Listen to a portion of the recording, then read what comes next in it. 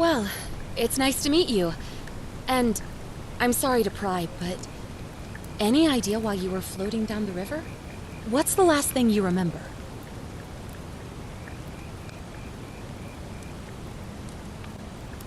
Really? You're a soldier? But why are you out of uniform? Oh, was it a black op? Are you a soldier of fortune? You know what? Don't answer that. I don't think I want to know. But this should be a piece of cake for someone like you. There are some ruins just behind you. Roman, I think. I need you to go in there and see if you can find a guy named Al for me. He went in there a few hours ago, and he hasn't come out. I've been freaking out, wondering if he's trapped or injured or worse. I would have gone in after him, but he made me promise to stay here, no matter what. There's no way I'm leaving without him, so I'm just kind of stuck here, waiting. What I mean is, I was hoping you wouldn't mind going in there to find him. If you can do that, I can get both of you back to civilization in my boat. Please? Oh, of course. Sorry, I don't mean to be pushy. What do you want to know?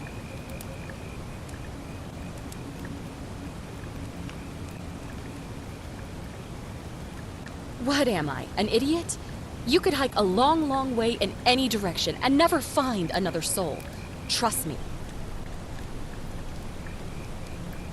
Great. So you're ready to go look for Al? Are you serious? I just saved your life, and you can't do this one little thing for me. What kind of an Ugh! Look, if you won't do it for me, do it for yourself. You want to know what you're doing here, right? My hero. The entrance is just past those columns behind you.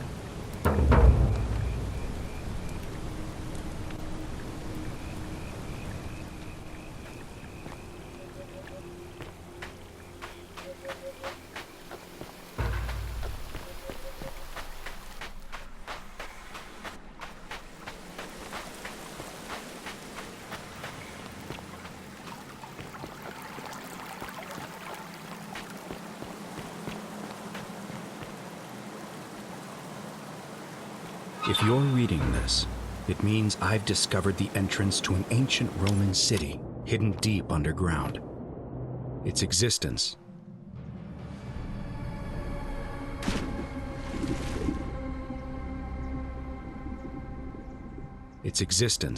is long forgotten. All knowledge of it lost, except in the Latin inscription here. It reads, "You who wish to enter the city, step forth and be judged. The virtuous shall be rewarded with eternal life in paradise. The wicked shall find themselves showered in gold, but in vain, for this shall be their final resting place." Could an underground city have remained a secret for all this time? Could people have survived down there, against the odds? It seems there's only one way to find out. If I'm not back in an hour, I'm somewhere on the other side. Consider this an invitation. To whoever reads this, I'm sorry you had to find me like this. And worse, that you'll suffer the same fate I did. I've spent a lifetime in this place, going around and around in circles, searching for a way out. The inscription was right. There is no way back. In here, there are only two options: death, or that godforsaken doorway into the past. I made the mistake of stepping through it. I wanted to set things right, and I tried. I really tried. Whatever I did, it took me right back to the Salve, friend. I'm Galerius. Mind telling me who you are and what you were doing in the Shrine of Proserpina?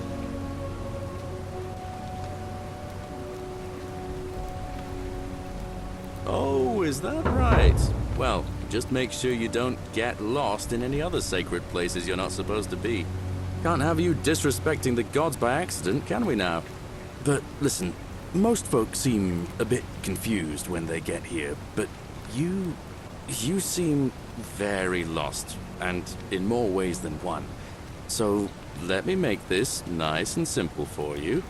Live by our law here, and we'll all get along just fine. Not laws, law. There's just one, the golden rule, and the punishment for breaking it's, well, it's kind of horrific. But our magistrate insists we take all newcomers to see him, so I guess I'll let him fill you in. So then, you coming? Look, you seem like you might need a little extra help, and I'd feel a lot more comfortable if I showed you the way. All right, friend, suit yourself. Just don't do anything too reckless till you've spoken with Magistrate Sentius in his villa down there. See you around.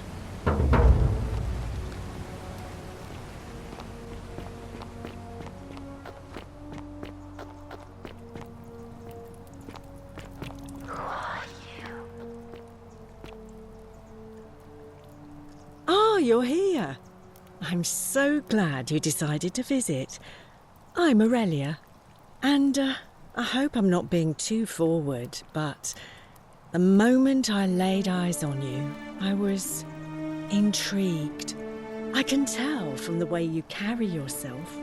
You're a warrior, like Aeneas on a journey far, far from home. Such bravery. You.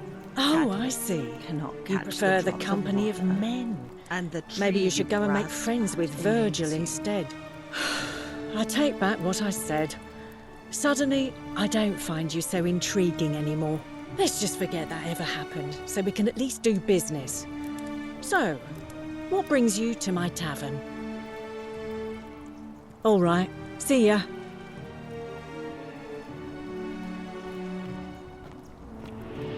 Cerberus lifts his dribble head and lets out his threefold graying.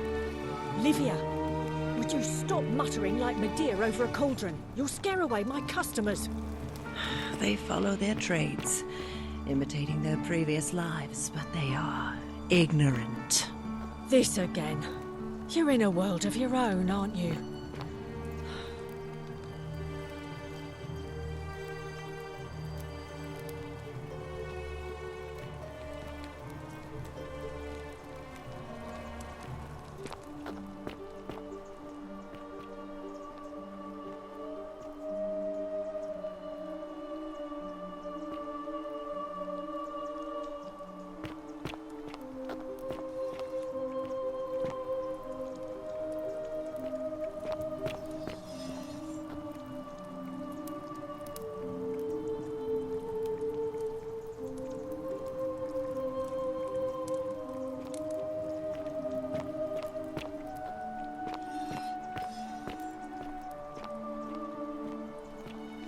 The 49 melodies fetch again with incessant labor the water they have lost.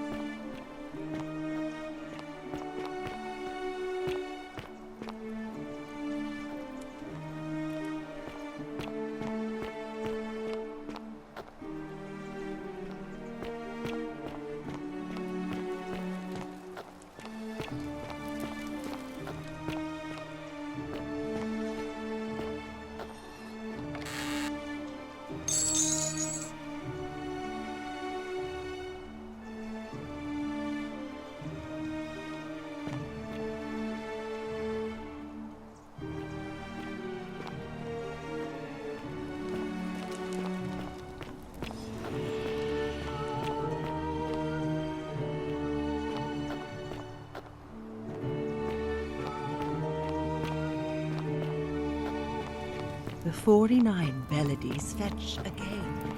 Incessant.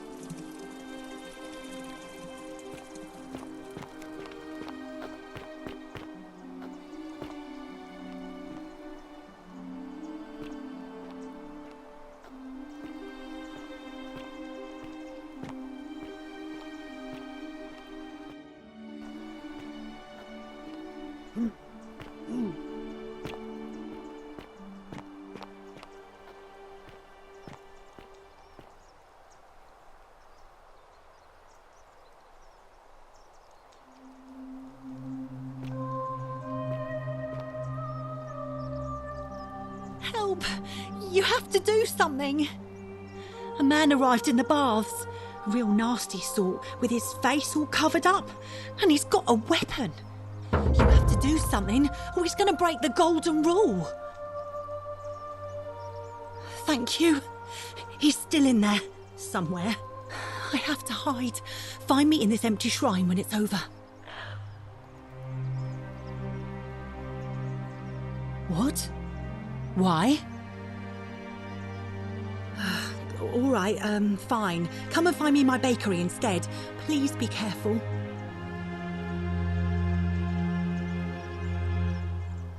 Fabia, but now's not the time.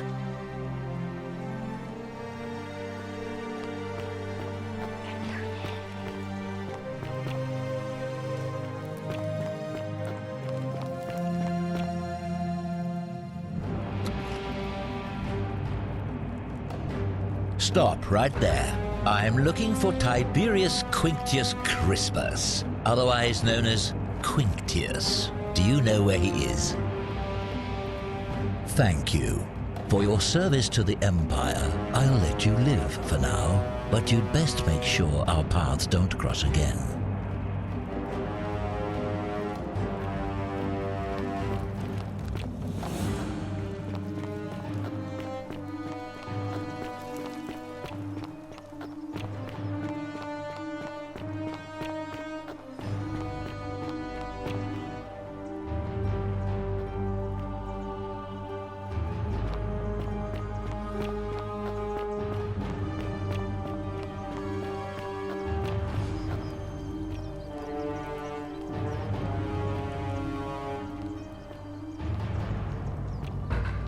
Filthy, lying degenerate!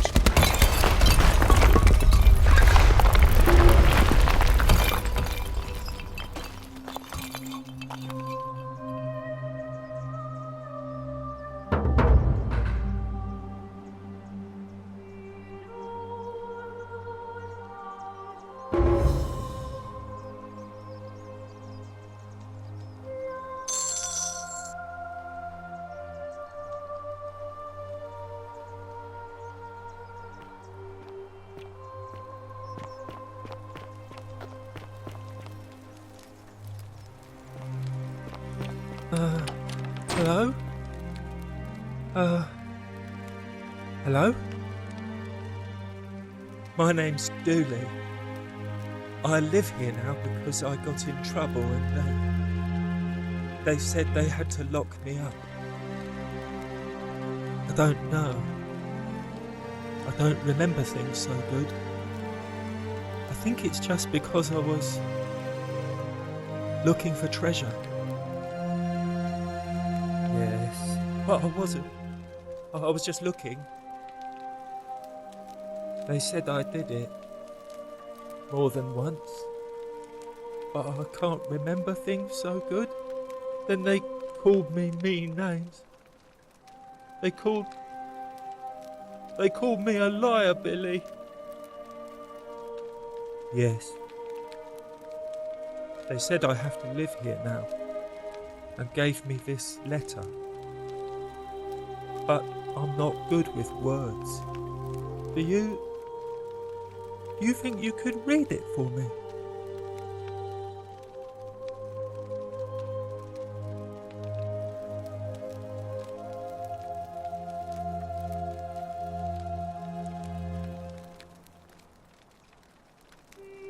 What does it say? My treasure. My friend Hannibal used to look after me, and he said he always would. But then, he died. It was very sad. He said if anything ever happened to him, I had to find something very precious hidden away. He gave me this key and made me promise to keep it safe until I found the treasure. But I couldn't find it. All I remember is he said something about the cisterns, but when I went up to the high one, they put me in here. Now nobody looks after me, except my friend Galerius and Ek, the priestess lady. She's a nice lady.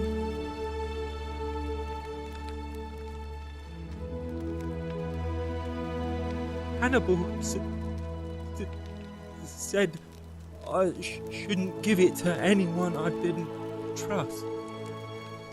But maybe you could help me get out of here. Then I would trust you a lot.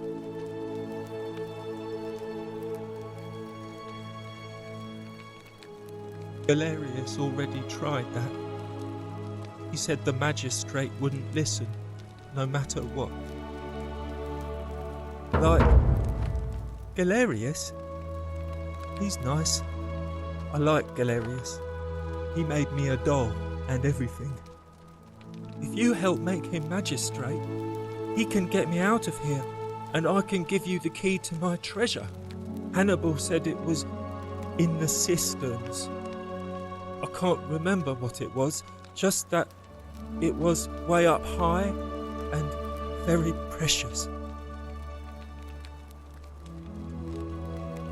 Bye-bye.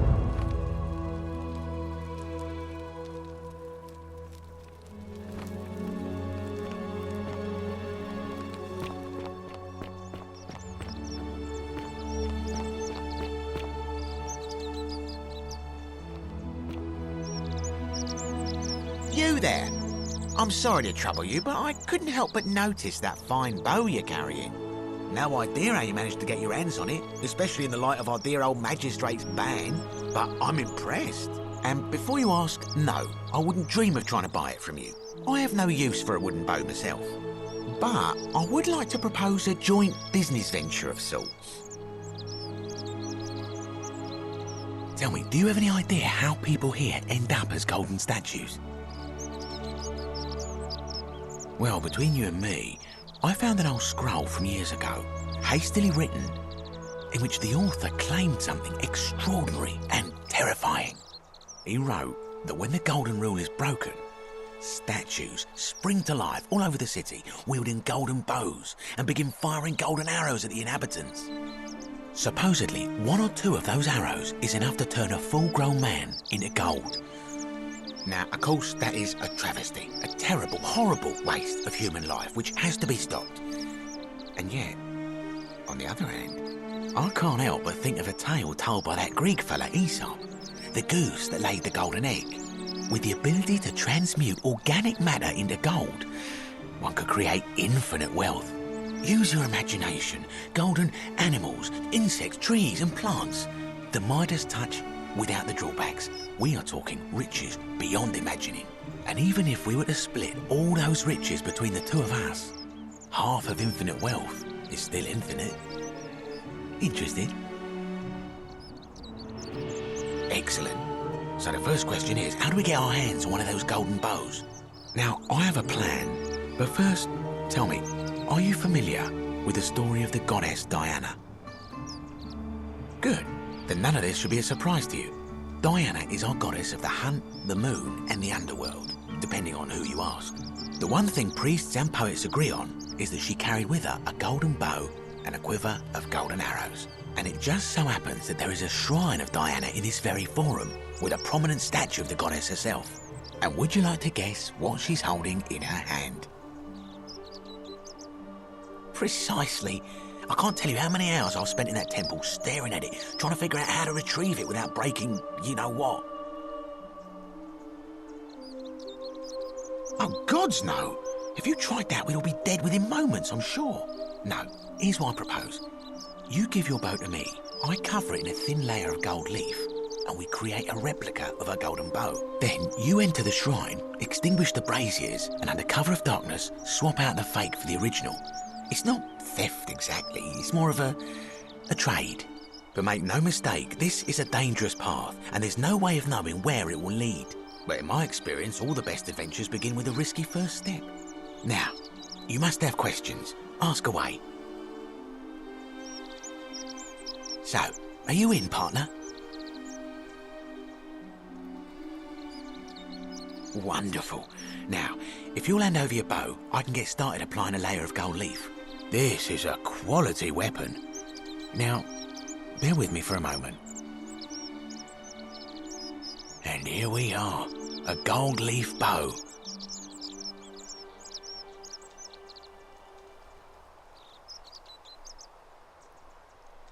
Now I've gone and unlocked the Shrine of Diana for you, so as quick as you can, head on inside. It's just at the end of the street on the left. May the gods not watch over you.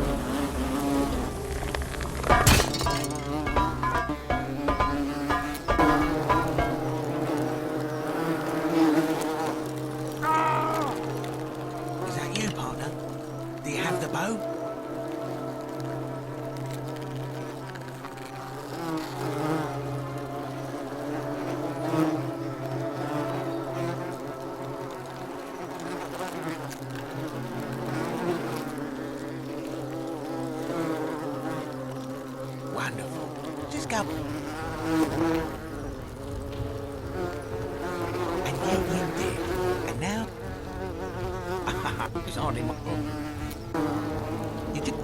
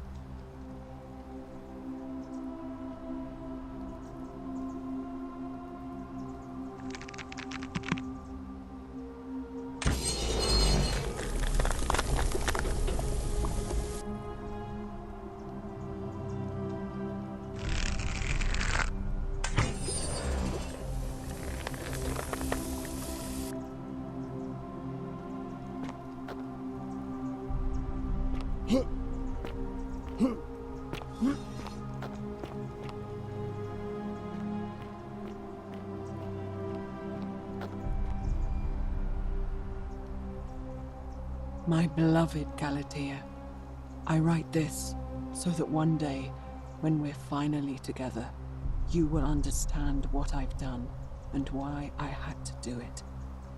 The others will call me mad or a monster, but I don't care what they think. Everything I'm doing here, I'm doing for you. I'll start at the beginning. Soon after my arrival here, as I walked down a corridor lined with golden statues, I thought I heard a whisper behind me. A rasp of air, as if vocal cords of metal strained to say a word or two. I tried to dismiss the idea, tried to concentrate on my work as the city's medic, but that tortured whisper haunted me. Weeks later, in the hallway to the bathhouse, I heard it again and found myself drawn to the statue of a Roman woman wearing a stola. Her face was contorted with anguish and fear, and disturbingly, it was as if she was looking right at me. As I walked past her, I heard that strained whisper again, and turning back, I discovered that even though I had moved, she was still looking right into my soul. That was when it dawned on me. This was no statue. This was a woman trapped within that golden prison. Naturally, I told the others, but when I could not reproduce the results of my experiment, they would not believe me. But from that moment on, I knew the full horror of this place. Immobilized within these statues are living human beings. It was that day, my love, that my heart broke.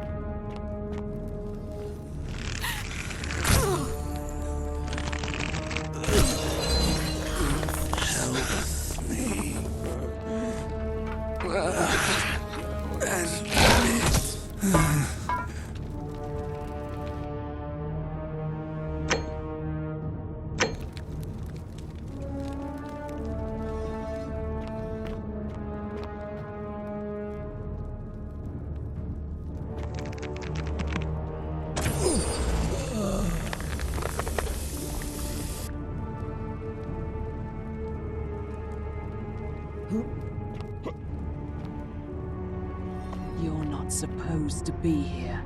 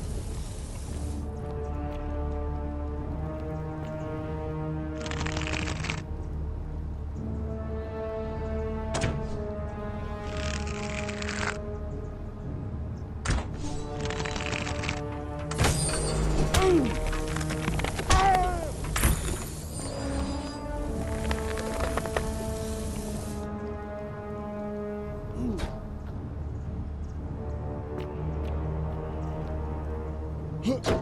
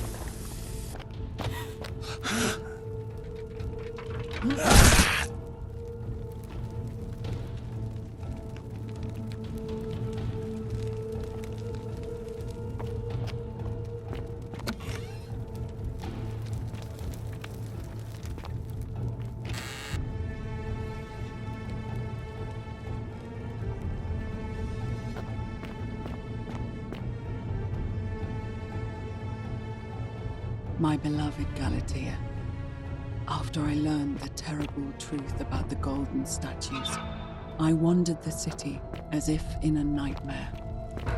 What must life be like for these poor souls, entombed in gold, but kept alive somehow? Trapped in their own personal Tartarus, consigned to eternal torment, too horrific for any sane mind to comprehend. I tried to offer them what small mercies I could. I began to talk to them, to keep them company. I'd imagine backstories for them, give them names, and tell them of the world, of the histories and stories I'd learned as a child. As the others became more concerned by my charity, I sought solitude from them, preferring the company of my tormented charges. Discovering a way into the abandoned palace, I began to spend my days walking its halls and sharing with its occupants ancient tales, my mind turning to those of Apollo and Daphne, Perseus and Medusa, and Pygmalion and Galatea. Pygmalion, the sculptor who fell in love with a beautiful statue, and who, praying to Aphrodite for aid, discovered that his beloved Galatea had come to life. It was then that I heard you whisper to me, Galatea. Forgive me.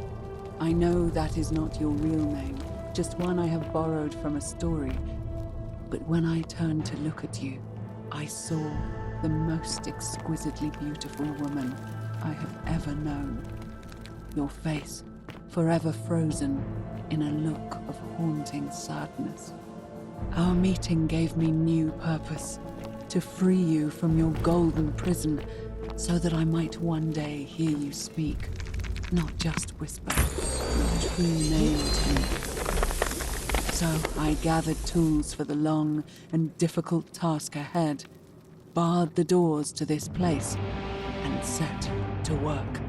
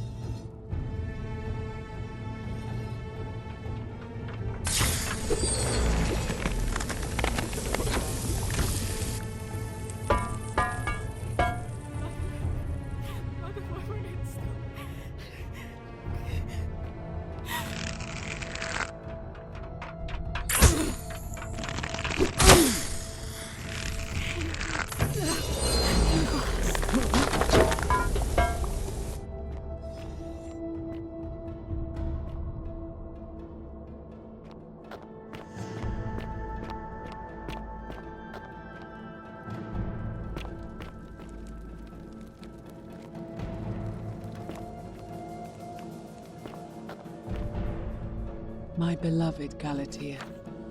My beloved Galatea. My attempts at freeing these souls from their golden prisons have not been going to plan. My first charge was a Greek woman who I called Iodame after the Athenians turned to stone by Medusa. Drilling through the gold that encased her, I was vindicated by the discovery that beneath half an inch of gold, which is so rigid it must be some kind of alloy, was living flesh. Unfortunately, this golden alloy seems to have fused with her skin, so removing it exposed the sinew and muscle beneath and appeared to cause her great pain. At first, I braced myself, expecting that inflicting such pain would break the golden rules. It seems whichever god is responsible for imprisoning these poor souls does not care about their suffering at all. They are forsaken. Undeterred, I pressed on, working late into the night, attempting to remove the golden layer that encased her as delicately as I could.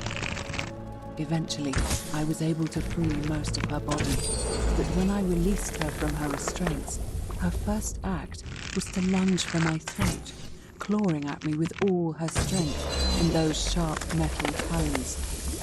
This was my thanks for trying to save her. Whatever possessed Iodame to attack, she was clearly not a suitable subject for my experiment, and I was forced to lock her inside an isolated wing of the palace and bar the door. As I continued working on others, I could hear her flailing and launching herself at the other side endlessly.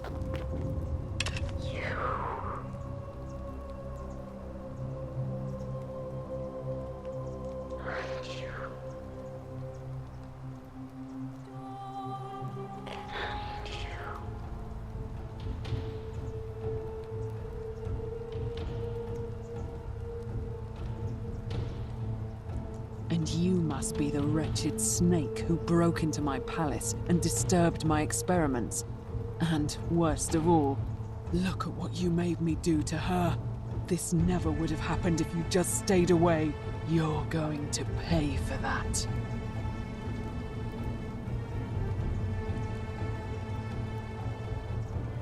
Liar! I locked and barred the gate. I left a message warning you all to leave me alone. I just wanted to do my experiments in peace, for her. And now look at her. You made me turn the most beautiful woman I've ever seen into this. Look at her. She's in agony. All I wanted was to spend my last moments with her, to see her beautiful face, to hear her speak freely, instead of in those cryptic whispers. But as soon as I began my work, she stopped whispering to me.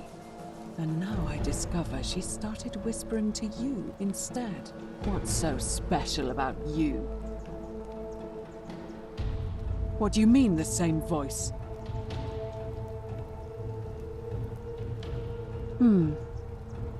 Yes. I remember when they used to whisper to me. They did sound similar. I just thought it was because all voices sound the same when they whisper. But now that I think about it, they were all benevolent and seemed to share a common knowledge. But if these bodies are mere conduits for that one voice, then this body is nobody. And everything I've done here was... Wait, I see what you're doing. You're trying to steal her away from me. Were you planning to wait until I'd done all the hard work, then swoop in? Is that it? Liar! You tried to steal her away from me, and now look what you made me do. Give me one good reason why I shouldn't peel you, too. What? What are you talking about? Wait. So you're saying you weren't coming for us? So I did all this. I ruined her. For nothing. What have I done? Oh gods, I feel sick. I can't bear the thought of her being like this. And in so much pain. It's the air. Coming into contact with her flesh. It's agonizing for them. But the only way to fix it will be to break the golden rule and let it run its course. At least that way she'd be golden again, and we'd be together. All it would take is one little cut. It's too late. There's nothing you can do. I have to do this. I'm sorry. What? How? Really? I'm not sure I believe you. But if you can undo this mess, I'll give you the key to my old medical chest in the Shrine of Apollo. I imagine it would help Lucretia ease the suffering of those still in the city. But if you're lying to me, I'll break the golden rule and kill you and everyone else in this city. Understood?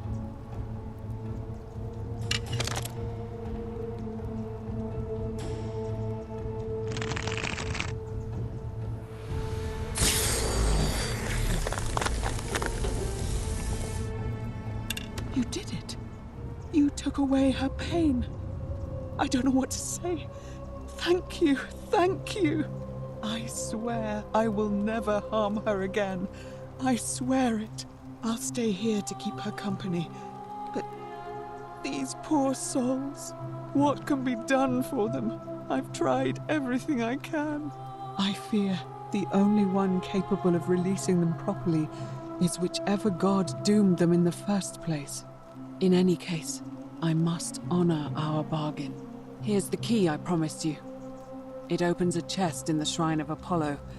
I believe there are a few things in there which may be useful to Lucretia.